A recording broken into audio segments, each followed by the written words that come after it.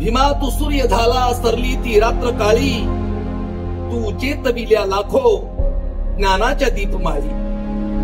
भीमा तू सूर्य झाला सरली ती रात्र काळी, तू चेतविल्या लाखो ज्ञानाच्या दीपमाळी. जनकोटी कोटी म्हणती विष्णू उठून सकाळी, अरे भीमा तुझी जयंती हीच आमची दिवाळी. भीमा तुझी जयंती हीच आमची दिवाळी.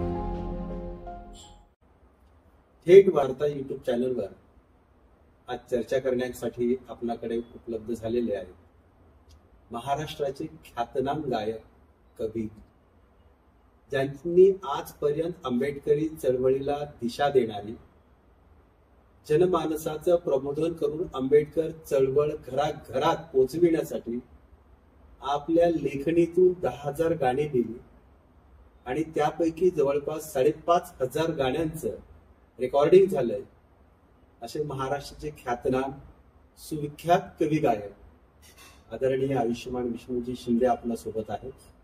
आपण सरांकडे चर्चा करणार आहोत. एकंदरीतच आंबेडकरी चळवळीतल्या कलावंतांच्या जीवनाविषयी, आंबेडकरी चळवळीमध्ये कलावंतांचं असणारे योगदान, आंबेडकरी चळवळीला कलावंतांनी दिलेली दिशा, या संदर्भात साहेबांकडे आपण चर्चा करणार आहोत. सर जय भीम. जय. थेट वार्ता युट्यूब चॅनल मध्ये आपलं पहिल्यांदा मनपूर्वक स्वागत. आणि येऊ घातलेल्या राष्ट्रनिर्माते डॉक्टर बाबासाहेब आंबेडकर यांच्या 134व्या जयंती निमित्तानं आपणाला आमच्याकडून मनपूर्वक मंगलमय सदिच्छा. सर, आपण महाराष्ट्राचे ख्यातनाम कवी गायक आहे. आंबेडकरी चळवळीला दिशा देणारी अनेक गीतं आपण लिहिलेली आहेत. त्या गीतातून समाज प्रबोधन केलेलं आहे. आंबेडकरी चळवळ जिवंत ठेवली आहे आपल्या लेखनीनं. या क्षेत्रामध्ये येण्याआधी नक्की आपलं जीवन, नक्की आपला एकंदरीत जीवनाचा सारांश किंवा जीवन कशा पद्धतीचं होतं आणि आपणाला या कलाक्षेत्राकडे आणि विशेषतः आंबेडकरी चळवळीच्या गीत आणि गायनासाठी आणि कवनाकडे यावं असं आपल्याला का वाटलं सर? मी सर्वप्रथम आमच्या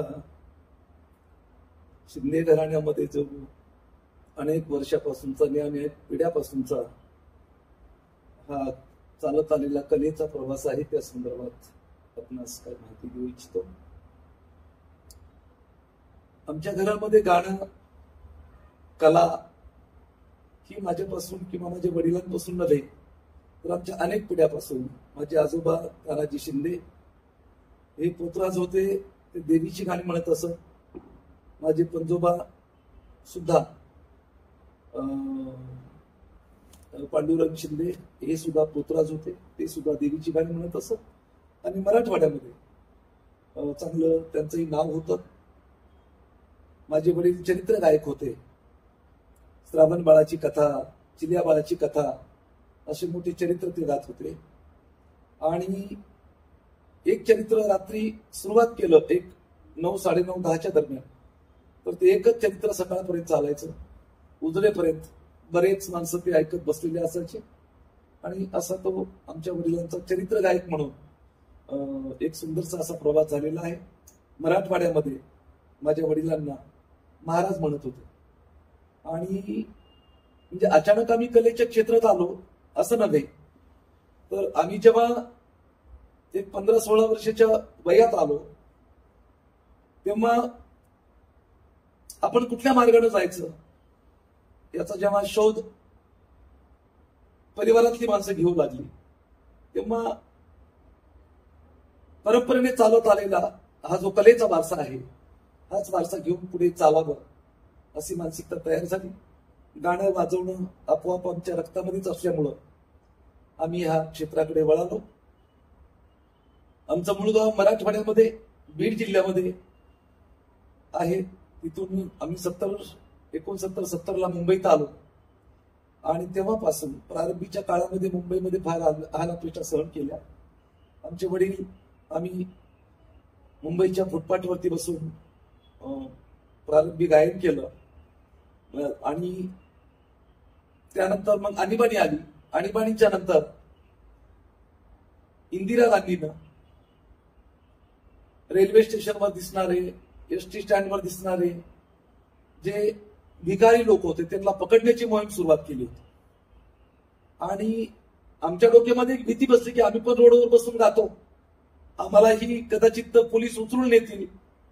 तर मग तेव्हा आम्ही गाण्याची पुस्तकं छापायचा विचार केला आणि 1974-75 माझ्या 8 गीताचं पहिलं पुस्तक मनोरंजन गीते भाग पहिला हे 75 साली आम्ही छापलं. त्याच्यामध्ये बाबासाहेबांची गाणी होती, काही लोकगीतं होती आणि ही गाणी, त्या पुस्तकातली गाणी आम्ही रोडवर बसून गाऊन ती पुस्तकं लोकांना वितरण त्याचं करत असो, लोकांना देत असो. त्याचं मूल्य 30 पैसे होतं. पहिल्या पुस्तकाचं माझ्या किंमत 30 पैसे होती. आणि त्यानंतर मग तो जो पुस्तकाचा प्रवास जो होता तो पुढे कायम चालूच राहिला. 30 पैशाच्या पुस्तकानंतर मग 50 पैशाचं पुस्तक आलं, 60 पैशाचं आलं, 75चं, 1 रुपयाचं, आणि मग पुढे तो प्रवास चालूच राहिला. आणि जवळजवळ आता 30 ते 35 वर्ष पुस्तकाच्या माध्यमातून सुद्धा हजारो गाणी आम्ही लिहिली आणि लोकांच्या पर्यंत पोहोचवली. त्यामध्ये प्रबोधनाची गाणी होती, महात्मा फुलेंची, डॉक्टर बाबासाहेब आंबेडकरांची गाणी होती, तथागत भगवान गौतम बुद्धाची गाणी होती, छत्रपती शिवरायांची गाणी होती. आम्ही रोडवर बसून गात होतो, छोट्या छोट्या पुस्तिका विकून आपला उदरनिर्वाह चालवत होतो. परंतु त्या पुस्तिकेमध्ये सुद्धा जातीप्रथेला खतपाणी घालणारी गाणी किंवा अंधश्रद्धेला खतपाणी घालणारी गाणी आम्ही एकही त्या पुस्तकात छापला नाही. जवळजवळ 30-35 वर्षाचा काळ फक्त फुलेशाह आंबेडकरांची गाणी आणि लोकगीतं म्हणजे मनोरंजनाची गीतं आम्ही त्या पुस्तकात छापली. आणि तो प्रवास जवळजवळ 30-35 वर्ष चालला. त्यानंतर ऑडिओ कॅसेटचा काळ आला. ऑडिओ कॅसेटमध्ये सुद्धा आमची शिंदे परिवाराचीच आघाडी होती. त्यानंतर व्हिडिओ सीडी आल्या. तर सीडी मध्ये सुद्धा आमच्याच शिंदे परिवाराच्या सगळ्या व्हिडिओ सीड्या, मुकाबल्याचे कॅसेट सीड्या वगैरे प्रारंभी आल्या.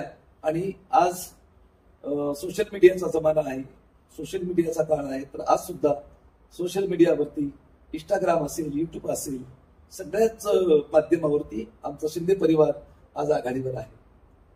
सर, आपण हा 35 वर्षाचा कालावधी इथपर्यंत आलेला आहात.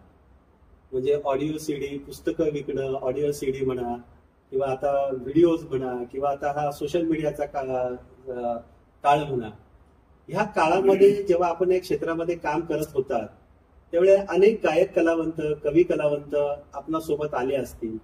कधी असा काय संघर्षाचा हे झाला, प्रसंग आला, कॉम्पिटिशन कधी आली? नाही, गाण्यामध्ये तर संघर्ष होताच. गाण्यामध्ये म्हणजे आपल्या मुवमेंटमध्ये, फुलेशाह आंबेडकरांच्या या मुवमेंटमध्ये कवल्यांचे मुकाबले हा एक प्रकार फार प्रसिद्ध होता आणि आजही आहे. तर प्रारंभीच्या काळामध्ये म्हणजे आम्ही नावारूपाला यायच्या सुरुवातीला म्हणजे 75-80च्या दरम्यान मुकाबल्याच्या कार्यक्रमाची सुरुवात झाली. सुरुवातीला छोटी छोटी कार्यक्रम आम्ही करत होतो, सिंगल कार्यक्रम.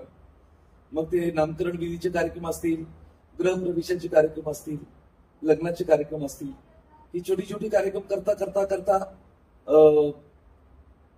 मग मुकाबल्याचे कार्यक्रम सुद्धा आम्ही करू लागलो. त्या काळी आंबेडकरी मुवमेंटमध्ये नामवंत असलेले गायक विठ्ठल उमप होते, प्रल्हाद शिंदे होते, कृष्णा शिंदे होते, त्याचप्रमाणे किसन खरात होते. आणखी तिकडे नागपूरला नागोराव पाटणकर होते.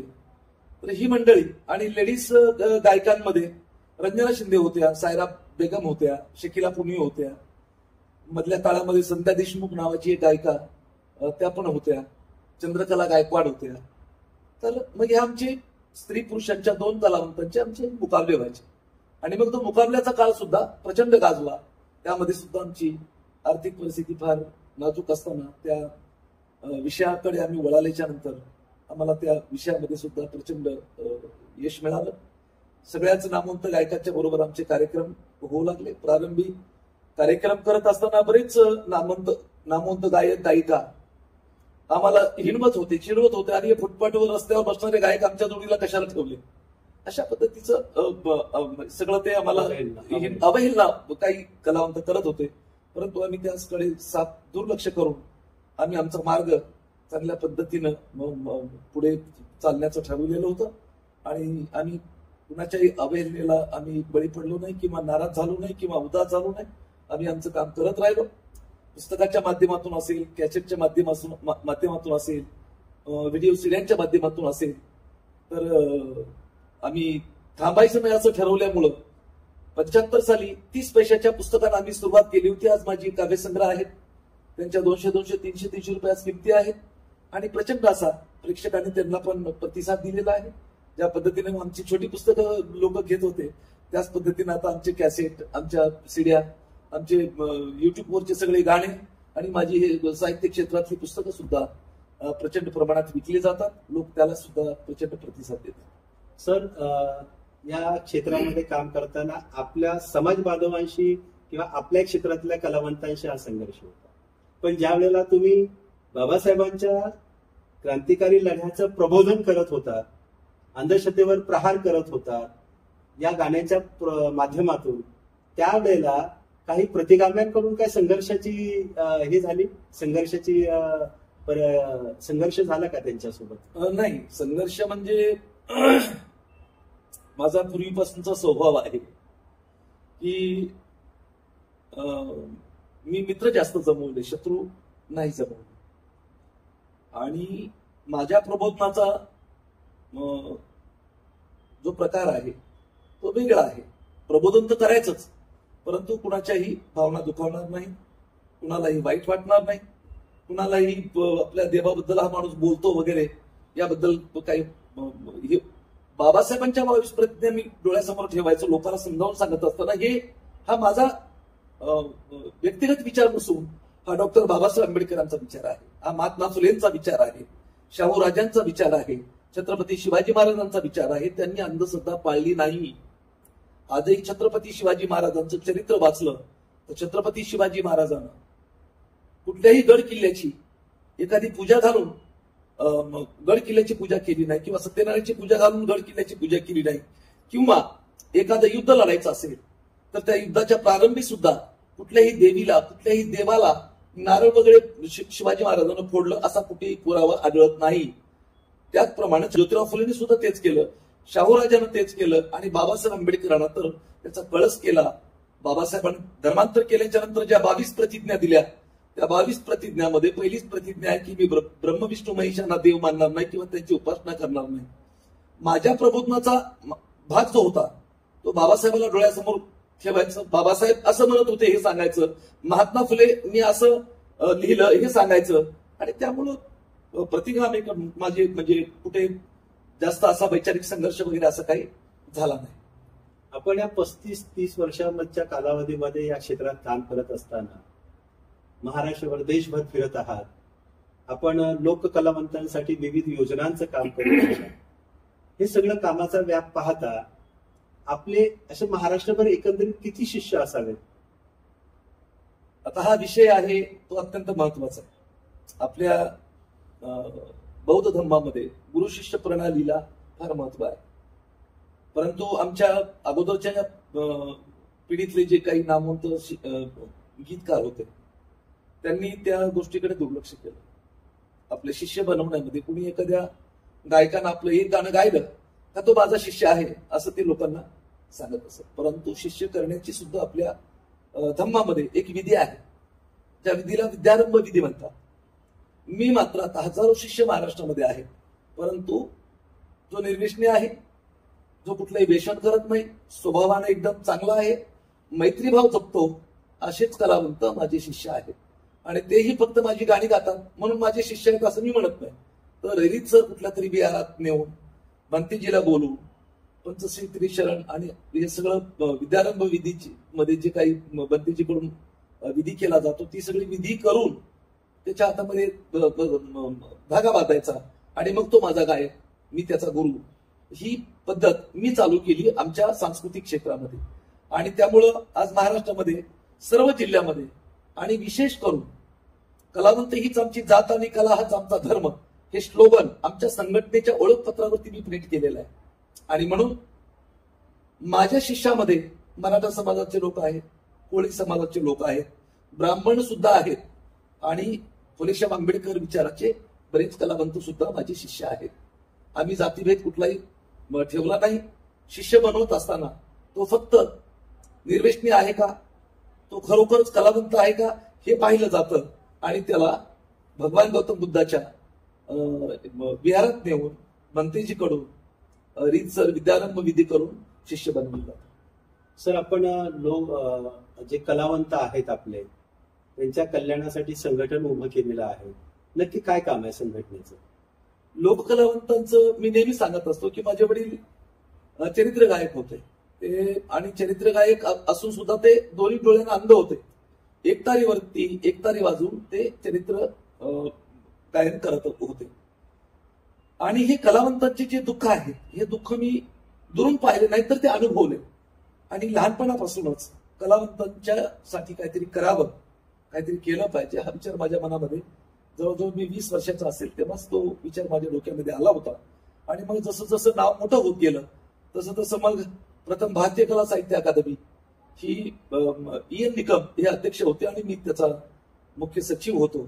त्या संघटनेच्या वतीनं लोककलावंतांच्या प्रश्नावर काम करायला सुरुवात केली होती मी 30-35 वर्षापूर्वी. आणि त्यानंतर मग परिवर्तन कला महासंघ, त्याच्यानंतर मग लोककलावंत सांस्कृतिक मंच, ज्या मंचाच्या वतीनं आजही मी काम करतो.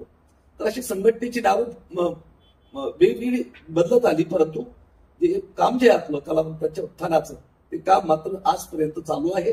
आणि ते केवळ मुंबईपुरतं किंवा ठाण्यापुरतं किंवा जवळच्या आपल्या विभागापुरतं नसून महाराष्ट्राच्या 36 जिल्ह्यामध्ये हे लोककलावंतांचं आमचं संघटन आहे. एखाद्या राजकीय पक्षाच्या प्रमाणे आमच्याही संघटनेचं संपूर्ण महाराष्ट्रभर जाळं पसरलेलं आहे. जिल्हा अध्यक्ष, तालुका अध्यक्ष, विभाग प्रमुख सगळे आमचे निवडलेले आहेत आणि ते आपल्या आपल्या जिल्ह्यामध्ये आपल्या आपल्या विभागामध्ये लोककलावंतांच्या प्रश्नावरती किती सदस्य कलावंतांसाठी प्रामाणिकपणे काम करतात. सदस्य किती आहे आता सध्याला? माझे लोककलावंत सांस्कृतिक मंचे जवळजवळ 3.25 लाख सभासद पूर्ण महाराष्ट्रामध्ये आहेत. आणि तेही आम्ही त्याच्यामध्ये सुद्धा पर्टिक्युलर एका विषयात घेऊन कलेचं सादरीकरण करणारे कलावंत आमच्या संघटनेत नाहीये. तर लोकसंगीतामध्ये जेवढ्या कला आहेत, मग भारूड गाणारे आमचे सभासद आहेत, तमाशा कलावंत आमचे सभासद आहेत, भीमशाहीर, शिवशाहीर, उर्दू कव्वाल, त्याचप्रमाणे दशावतारवाले, कलगीतुरेवाले, पुन्हा विदर्भातले खडीगंमतवाले, असे विविध कलागुण अवगत असलेले कलावंत हे माझ्या संघटनेचे सभासद आहेत. रीतसर प्रत्येक वर्षी हे सगळेजण आपलं ओळखपत्र तयार करून घेत असतात. आणि आतापर्यंत जवळजवळ सगळ्या जिल्ह्यामध्ये लोककलावंताच्या प्रश्नावरती आपल्या नेतृत्वाखाली कलावंतांचे मोर्चे निघाले, मोठे मोठे आंदोलन झाले, कलावंतांच्या हक्क परिषदा झाल्या, कलावंतांचे मेळावे झाले. आणि या माध्यमातून संपूर्ण महाराष्ट्रामध्ये या विषयाचा, आमच्या मागण्यांचा गाजावाजा झाला. आणि अनेक मागण्या गेल्या 15-20 वर्षामध्ये राज्य सरकारनं सोडवल्या सुद्धा. त्यामध्ये प्रामुख्यानं बँड पथक कलावंत जे आहेत, या बँड पथक कलावंतांना सरकारचं मानधन मिळत नव्हतं. हे फक्त वाद्य वाजवणारे, फुंक वाद्य वाजवणारे कलावंत आहेत, यांच्यापासून कुठलं समाज प्रबोधन होत नाही असं सरकारचं म्हणणं होतं. परंतु हे आम्ही आंदोलन करून सरकारच्या निदर्शनात आणून दिले की हे जे बँड पथकवाले कलावंत आहेत, मग ते ऑर्केस्ट्रातलं वाद्य वाजवणारे असतील, बँड पथकात वाद्य वाजवणारे कलावंत असतील, त्यांचाही उदरनिर्वाह, त्यांचाही परिवार याच्यावरती चालतो. आणि म्हणून त्यांना सुद्धा मानधनाच्या यादीत आणलं पाहिजे ही मागणी आम्ही लावून धरली आणि ती मागणी राज्य सरकारनं मंजूर केली. मानधनासाठी 60 वर्षाची अट होती पूर्वी. आम्ही आंदोलन केलं आझाद मैदानावरती आणि ती 60 वर्षाची वयोमर्यादा जी आहे मानधनासाठी सरकारनं लावलेली, ती वयोमर्यादा आता 50 वर आणलेली आहे. तर हा एक प्रश्न आम्ही सोडलेला आहे. त्याचप्रमाणे मी एका अपंग कलावंताच्या पोटी जन्म घेतलेला आहे आणि त्यामुळं अपंग कलावंतांना सरकारनं मानधनासाठी वयाची अटच लावू नये. निसर्गाने त्यांच्यावर पहिल्याच आघात केलेला आहे. कुणी अंध आहेत, कुणी हँडिकॅप आहेत, पायानं लंगडे आहेत, अशा लोकांना 60 वर्ष कशाला, 50 वर्ष कशाला पूर्ण करायला पाहिजे. त्यांना वयाची अटच लावू नका ही सुद्धा मागणी आपण राज्य सरकारकडून मंजूर करून घेतली. आता कुठल्याही वयाचा परंतु अपंग असलेला कलावंत राज्य सरकारच्या मानधनासाठी अर्ज करू शकतो. ही पण मागणी आपण मंजूर करून घेतलेली मागणी आहे. आता दुसरी एक मागणी की वामनदादा कर्डक हे फुलेशाह आंबेडकर चळवळीतले अत्यंत मोठे महाकवी होते. तर त्यांची जयंती राज्य सरकारनं सरकारी पातळीवरती साजरी करावी ही सुद्धा आमची मागणी होती. ती सुद्धा मागणी राज्य सरकारनं मंजूर केलेली आहे. आणि त्यांच्या जन्मशताब्दी वर्षापासून आता वामनदादाची जयंती ही शासकीय पातळीवरती सरकारच्या वतीने साजरी केली जाते. असे अनेक प्रश्न आहेत की जे आपण सोडवलेत. आता 25 नोव्हेंबरला 2024 मध्ये आम्ही प्रचंड 36 जिल्ह्यामध्ये एका दिवशी आंदोलन केलं होतं. राज्य सरकार जे मानधन देत होतं ते मानधन 3 कॅटेगरीमध्ये मिळत होतं. ए कॅटेगरीचे कलावंत जे होते त्यांना 3150 मिळत होते, म्हणजे 3150 रुपये. बी कॅटेगरीच्या कलावंतांना 2850 मिळत होते. सी कॅटेगरीच्या कलावंतांना 2250 रुपये मिळत होते. परंतु ही कॅटेगरीच काढून टाकावी ही आमची मागणी होती आणि मानधनामध्ये दुप्पट वाढ करावी ही आमची मागणी होती. आणि त्या 24 नोव्हेंबरचा तो मोर्चा प्रचंड, मी आझाद मैदानावरती होतो, हजारो कलावंत, पाऊस पडत होता तरी पण पावसात भिजत आंदोलनामध्ये सहभागी झाले होते. आणि आमच्या संघटनेचे सगळे जिल्हाध्यक्ष आपल्या आपल्या जिल्ह्यामध्ये कलेक्टर कार्यालयाच्या समोर त्या दिवशी संपूर्ण महाराष्ट्रभर आंदोलन करत. तर त्याचा परिणाम असा झाला की सुधीर मुनगंटीवार हे सांस्कृतिक मंत्री होते, त्यांनी आम्हाला बोलून घेतलं मंत्रालयामध्ये आणि तिथे बसून 4 मागण्या ताबडतोब सोडवण्याचा निर्णय झाला. त्यामध्ये पहिली मागणी होती वृद्ध कलावंतांची जी मानधन आहे ते दुप्पट झालं पाहिजे. राज्य सरकारनं सरसकट सगळ्या कलावंतांना 5000 रुपये मानधन वाढ केलं आणि ती जी कॅटेगरी होती एबीसी ती कॅटेगरीज काढून टाकली. ही सुद्धा आम्ही आमच्या प्रयत्नानं मंजूर करून घेतलेली मागणी आहे. आज शास्त्रीय संगीताचं गायन करणारा एखादा गायक असेल, संगीत विशारद असेल तर तोही 5000 रुपये घेतो आणि आमच्या लोकसंगीताचा एखादा ढोलकीवाला असेल तर तो सुद्धा 5000 रुपयेच घेतो. तर या पद्धतीनं आमच्या संघटनेने ही सुद्धा मागणी मंजूर करून घेतलेली आहे. सर, आपण सुरुवातीला सांगितलं की 1 तारीख गायन कलेपासून जी सुरुवात झाली वडिलांची, 1 तारीख गायन कलेपासून. माझे वडील 1 तारीख. आमच्या आजोबा हलगीवरती देवीची गाणी म्हणत होते. आमचे पजोबा पण हलगी वाजून चळवळीत जलसाईत हा कार्यक्रम व्हायचा.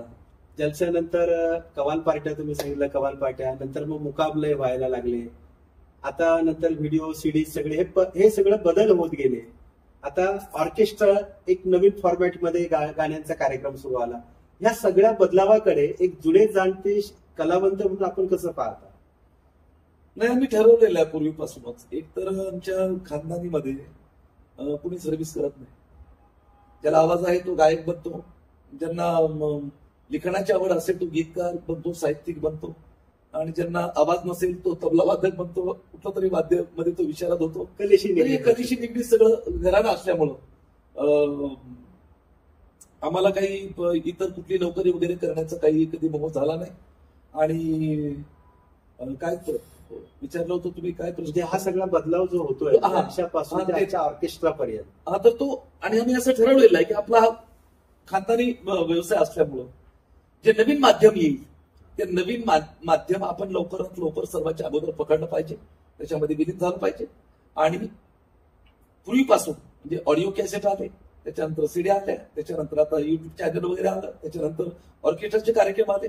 ह्या सगळ्यामध्ये आमच्या परिवारानं आघाडी घेतलेली आहे. म्हणजे कुठलाही प्रकार हा आमच्यासाठी नवीन नाहीये. आम्ही पूर्वी खाली बसून हार्मोनियमवरती कव्वालीचे मुकाबले करत होतो. आता ऑर्केस्ट्राचा जमाना आला तर मी उभा राहून आम्ही प्रोग्राम करतो, ऑर्केस्ट्रासारखे प्रोग्राम करतो. म्हणजे आम्ही कुठला तो विषय पण आम्ही स्वीकारलेला आहे. आम्ही म्हणजे जसा काळ बदलेल तसं आम्ही बदलत परिवर्तन होत चाललेलो आहोत. सतत आमच्यामध्ये परिवर्तन होत आहे. सर, हा मोठा अनुभव तुमच्यापाशी आहे. कलावंत ज्या एखाद्या चढत्या अजेंड्यावर असतो, एका ग्लॅमरस मध्ये असतो, पण ते ग्लॅमरस उतरल्यानंतर कलावंताची थोडी पिछाड झाल्यानंतर काही वेळेला त्याची अवस्था अतिशय वाईट पाहिलेली आहे आणि होते. हे अनुभव तुमच्या गाठीशी आहे. हे सगळं होत असताना काय बघता, याच्याकडे कशा पद्धतीने बघतात? नाही, हे खरं आहे की मी म्हणजे इतर समाजातील कलावंतावरती मी काही टीका टिप्पणी करत नाही, परंतु माझं असं मत आहे की फुलेशाह आंबेडकर चळवळीतल्या कलावंताचं जसं वय वाढेल तसं त्याचं मोठेपण, त्याचा मान सन्मान वाढत गेला पाहिजे. आणि तसं आमच्या मोमेंटमध्ये फार कमी बघायला मिळतं. मी काही कलावंतांचे अंतिम संस्कार जे आहेत, म्हणजे नामवंत गायकांचे, नामवंत गीतकारांचे,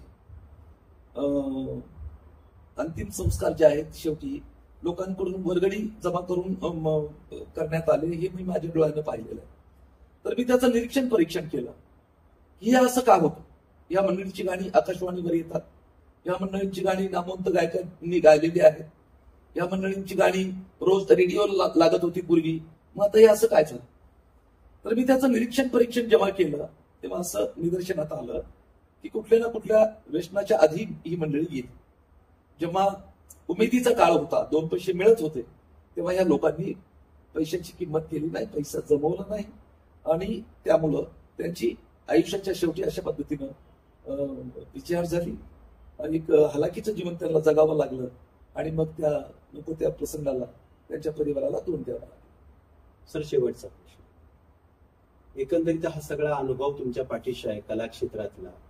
या क्षेत्रामध्ये येणाऱ्या नवीन पिढीला एक जुने जाणते अनुभवी गायक, ख्यातनाम गायक म्हणून, ख्यातनाम कवी म्हणून, आंबेडकरी चळवळीची जाण असणारा कवी म्हणून तुम्ही काय संदेश देऊ इच्छिता?